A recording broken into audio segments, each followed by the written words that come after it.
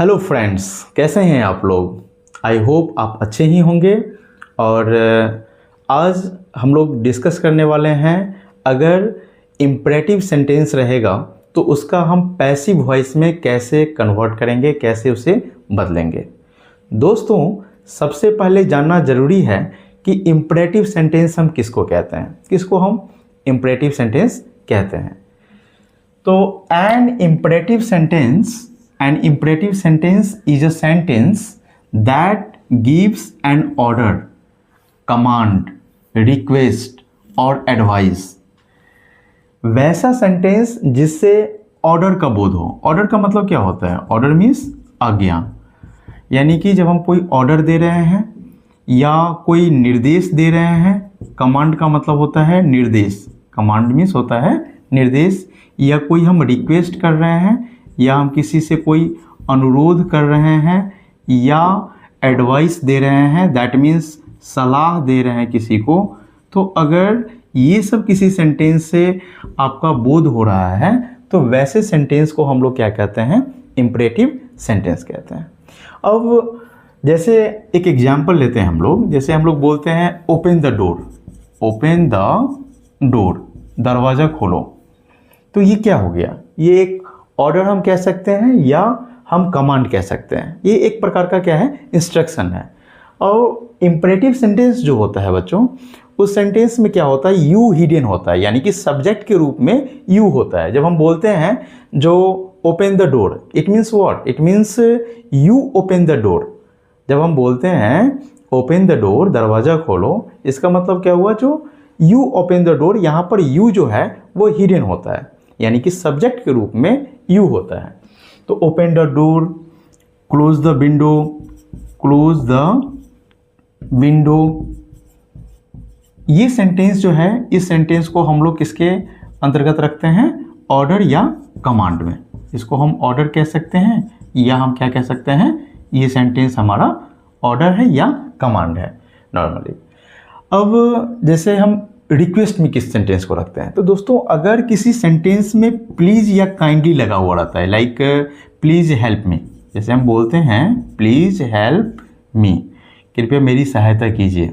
या हम बोलते हैं kindly kindly do me a favour, kindly do me a favour, कृपया मुझ पर एक एहसान कीजिए। तो जब आपको सेंटेंस में प्लीज़ लगा हुआ रहे और काइंडली लगा हुआ रहे, तो वैसे सेंटेंस को हम लोग रखते हैं किसमें? रिक्वेस्ट में रखते हैं। किस में रखते हैं हम लोग? रिक्वेस्ट में रखते हैं। ऐसे सेंटेंस को हम लोग रिक्वेस्ट कहते हैं। और एडवाइस वाला सेंटेंस क्या होता है? जैसे डॉक्टर आपको एडवाइस देता है take this medicine twice a day. जब हम बोलते हैं take this medicine, take this medicine, medicine. या हम बोलते हैं love your country, love your country, अपने देश से प्यार करो। तो ये सब सेंटेंस क्या है? ये सब सेंटेंस एडवाइस में आता है। किस में आता है? एडवाइस में आता है। तो आपको याद रखना है कि जो जिस भी सेंटेंस से ऑर्डर का बोध हो, कमांड का बोध हो, रिक्वेस्ट का बोध हो या एडवाइस का बोध हो, ऐसे सेंटेंस को हम लोग क्या कहते हैं? इम्परेटिव सेंटेंस कहते हैं दोस्तों। तो जितने भी सेंटेंस, जैसे शट द डोर हो गया, open, switch off the light, close the window, post the letter, do it at once, ऐसे सेंटेंस को हम लोग क्या कहते हैं? इम्परेटिव सेंटेंस कहते हैं। तो चलते हैं हम लोग इम्परेटिव सेंटेंस को जानेंगे जो कैसे पैसिव वॉइस में बदलते हैं। तो दोस्तों, जब कोई इम्परेटिव सेंटेंस से ऑर्डर का बोध हो या कमांड का बोध हो, तो वैसे सेंटेंस को हम पैसिव में कैसे बदलते हैं? तो इसको बदलने के लिए आपको याद रखना है, आपको यूज करना है लेट, उसके बाद ऑब्जेक्ट यूज करेंगे, वर्ब बी यूज करेंगे और वर्ब का थर्ड फॉर्म यूज करेंगे। बस यही हमारा स्ट्रक्चर है जिस पर हम किसी भी ऑर्डर या कमांड वाले इम्परेटिव सेंटेंस को अगर हम उस पर पुट करेंगे तो वो क्या होगा? हमारा पैसिव वॉइस में बदल जाएगा। जैसे हमारे पास एक क्वेश्चन है ओपन द डोर। अब यहाँ पर ओपन जो है ये हमारा है वर्ब और ये हो गया हमारा ऑब्जेक्ट हो गया। ये क्या हो गया? हमारा ऑब्जेक्ट हो गया। तो सबसे पहले हमको क्या करना है? यहाँ पर लिखना है लेट। क्या लिखना है? लेट। और इसके बाद जो ऑब्जेक्ट है हमारा द डोर, इसको हम लिख देंगे, यहाँ पर लिखेंगे लेट द डोर और इसके बाद आपको यूज़ क्या करना है, बी यूज़ करना है। सभी सेंटेंस में आपको बी यूज़ करना है, तो यहाँ पर हम बी लगा दिए। और उसके बाद जो हमारा वर्ब है ओपन, इसका थर्ड फॉर्म लिख देंगे। तो ओपन का थर्ड फॉर्म क्या होता है, इसका होता है ओपेंड होता है। क्या होता है, ओपेंड हो जाता है। तो ओपन द डोर का हमारा क्या बन गया, let the door be open. ठीक इसी प्रकार से हम इसको अगर हम बनाते हैं, एक चीज़ याद रखिएगा कि जो इंपरेटिव सेंटेंस की शुरुआत जो होती है उसके शुरू में ही हमको वर्ब रहता है दिया हुआ। ठीक है, तो हम सबसे पहले इसको ही बनाते हैं। तो क्या बन जाएगा, लेट, उसके बाद द विंडो लिखा हुआ है तो यहाँ लिख देंगे द विंडो, यहाँ लिख देंगे लेट द विंडो। इसके बाद हम लोग लिखेंगे बी, उसके बाद हमारा थर्ड फॉर्म क्लोज का क्या हो जाएगा, क्लोज्ड हो जाएगा। क्या हो जाएगा, क्लोज्ड हो जाएगा। तो ओ क्लोज द विंडो का क्या हो गया, let the window be closed हो गया। इसी प्रकार से एक और क्वेश्चन लेते हैं, जैसे post the letter. Post the letter, क्या लेते हैं हम लोग, पोस्ट द लेटर। तो क्या हो जाएगा, let the letter, let the letter be, और पोस्ट का V3 क्या हो जाता है हमारा, पोस्टेड हो जाता है। क्या हो जाता है, पोस्टेड।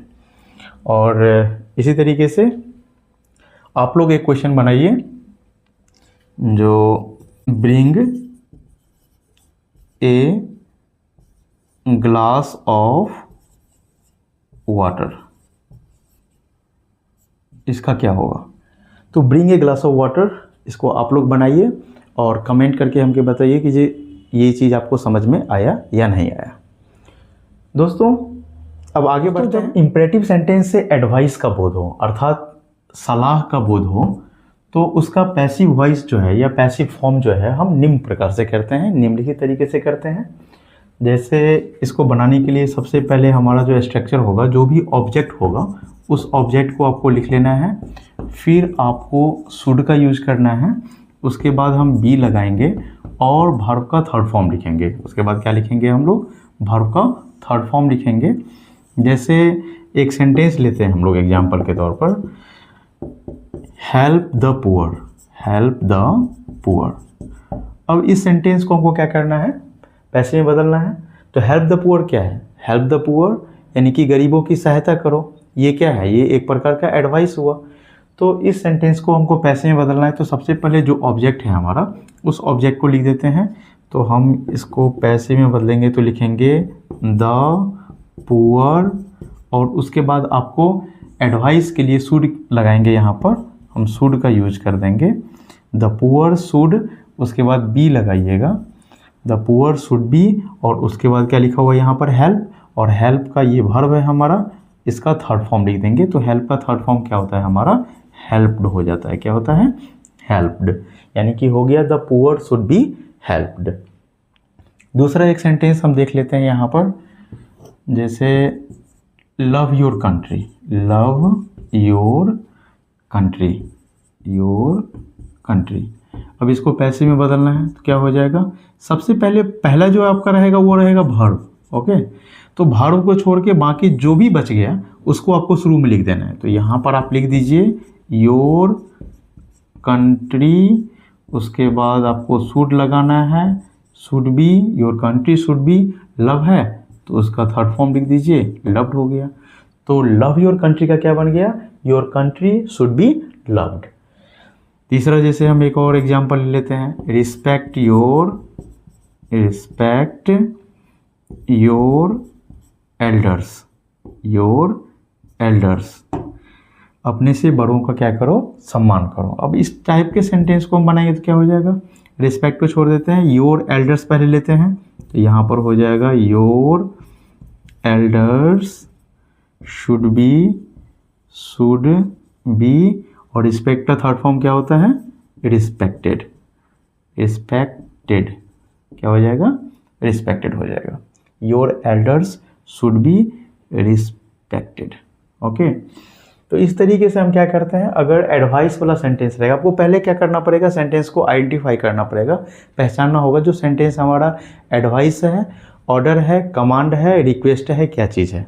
तो सेंटेंस को जब आप रीड करोगे तो उसी समय आपको पता चल जाएगा जो सेंटेंस जो है वो किस कैटेगरी में है।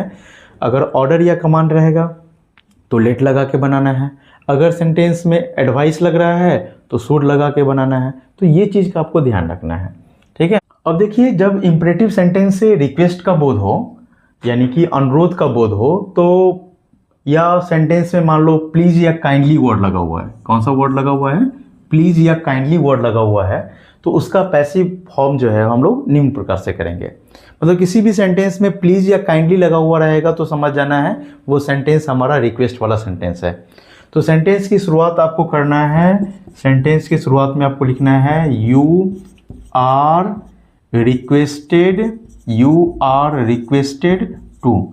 सेंटेंस की शुरुआत इससे करना है और इसके बाद आपको जो भी रहेगा उसमें दिया हुआ वर्ड उसको आपको लिख देना है।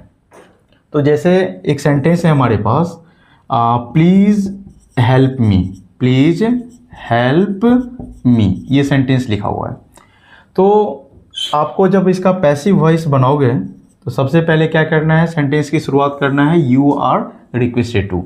मतलब किसी भी सेंटेंस में जब आप प्लीज़ या काइंडली वर्ड देखोगे तो समझ जाना है आपको जो सेंटेंस जो है वो रिक्वेस्ट वाला सेंटेंस है और इसमें हमें यू आर रिक्वेस्टेड टू से ही पैसिव वॉइस का स्टार्टिंग करना है। तो यहाँ पर हम शुरू में लिखेंगे यू आर रिक्वेस्टेड टू। तो चलो हम यहाँ पर लिखते हैं यू आर रिक्वेस्टेड टू, ये लिख दिए। और यू आर रिक्वेस्टेड टू के बाद आपको क्या करना है, जो भी प्लीज या काइंडली वर्ड रहेगा उसको आपको क्या करना है, यहाँ पर रिमूव कर देना है। दैट मीन्स उसका यूज़ नहीं करना है हमको। और उसके बाद जो भी आपको यहाँ पर बच गया है उसको यहाँ पर हम रिप्लेस कर देंगे। तो बचा हुआ हमारा है हेल्प मी, तो सीधा आपको यहाँ पर लिख देना है हेल्प मी। दैट मीन्स आपका सेंटेंस हो जाएगा you are requested to help me. Okay. अगर किसी भी सेंटेंस जैसे लाइक दूसरा एक सेंटेंस है kindly give me 100 rupees. Okay, एक सेंटेंस हम लेते हैं काइंडली गिव मी 100 रुपीज़। तो क्या करोगे, यहाँ पर पैसिव वॉइस बनाना है, काइंडली लगा हुआ देख रहे हो आप, तो आपको लिखना है यहाँ पर क्या, यू आर रिक्वेस्टेड टू, यहाँ तक आपको लिख देना है। और काइंडली वर्ड को क्या करना है, इसको रिमूव कर देना है, हटा देना है, और जो भी बचा हुआ रहेगा उसको रिप्लेस कर देना है यहाँ पे।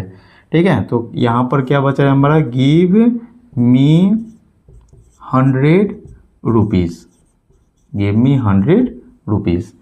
तो हमारा बन गया जो you are requested to help me, you are requested to give me 100 rupees. इसी तरीके से आप लोग यहाँ पर बनाइए जो please do me a favour, इसका क्या होगा, इसका आप लोग बनाकर और कमेंट बॉक्स में टाइप कीजिए, तो मुझे भी समझ में आएगा कि आप लोग अच्छे से समझे हैं या नहीं समझे हैं। तो आज जितने भी टाइप के इम्परेटिव सेंटेंस होते हैं उन सभी का मैंने पैसिव वॉइस बनाना सीखा है यहाँ पर। जो अगर आपको याद रखना है शॉर्ट में, जो अगर किसी सेंटेंस में ऑर्डर या कमांड रहेगा, तो आपको यूज़ करना है लेट का यूज़ करना है सेंटेंस से। अगर आपको रिक्वेस्ट है तो यू आर रिक्वेस्टेड टू से सेंटेंस को यूज़ करेंगे। और अगर सेंटेंस में एडवाइस का बोध हो रहा है तो हम लोग शुड का यूज़ करेंगे। तो एडवाइस शुड याद रखना है, एडवाइस है तो शुड लगाएंगे, अगर रिक्वेस्ट है तो यू आर रिक्वेस्टेड टू, और अगर सेंटेंस से ऑर्डर या कमांड है तो लेट लगाएंगे। तो आई होप आप अच्छे से समझ गए होंगे जो इम्परेटिव सेंटेंस रहे तो उसका पैसिव वॉइस कैसे बनाएंगे। दोस्तों, इंग्लिश ग्रामर में आप चाहे किसी भी क्लास में हो, क्लास 9th में हो, 10th में हो, 11th में हो, 12th में हो, या कुछ कॉम्पिटिटिव एग्जामिनेशन की भी आप तैयारी कर रहे हो, तो इन सभी में वॉइस जो है एक इम्पोर्टेंट टॉपिक है ग्रामर का, जो मैक्सिमम टाइम पूछा ही जाता है। और ख़ासकर जो स्कूल में पढ़ने वाले बच्चे हैं, स्पेशली जो 9, 10, 11, 12th में हैं, उनके लिए तो वॉइस काफ़ी इम्पोर्टेंट है। तो मिलते हैं फिर नेक्स्ट वीडियो में, तब तक के लिए बाय बाय, थैंक यू, जय श्री राम।